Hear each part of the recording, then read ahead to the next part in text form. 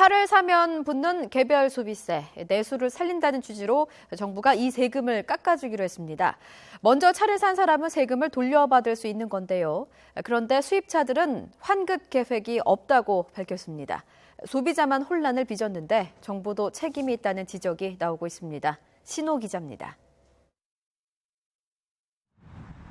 올해 초부터 소비 심리가 꺾이자 정부는 지난 3일 승용차에 붙는 개별 소비세 5%를 3.5%로 다시 내렸습니다. 1월에 차를 산 경우에도 소급해서 적용한다는 방침을 밝혔습니다.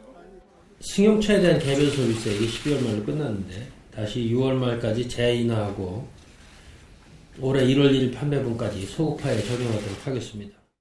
국산차 업계는 지난주부터 1월 구매 고객들의 개별 소비세 인하분을 돌려주기 시작했습니다.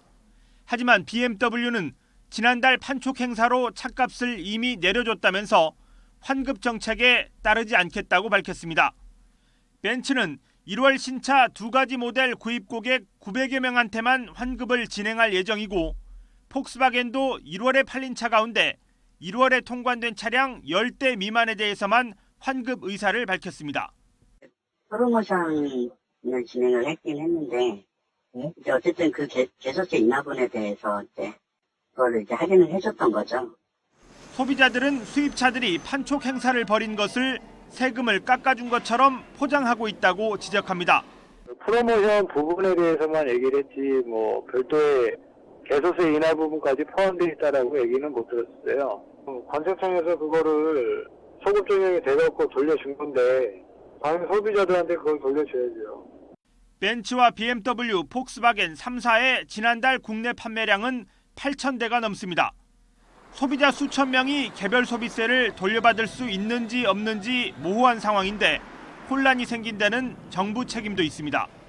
정부 관계자는 1월에 통관한 차에 대해 수입차 업체가 개별 소비세를 환급받고 소비자에게 주지 않는다면 문제가 있지만 수입업자가 정책에 호응하지 않아도 정부가 개입할 방법이 없다고 말했습니다.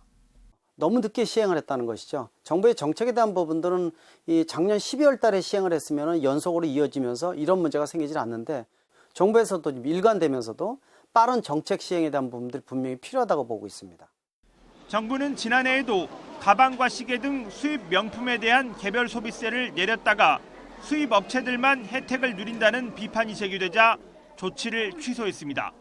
YTN 신호입니다.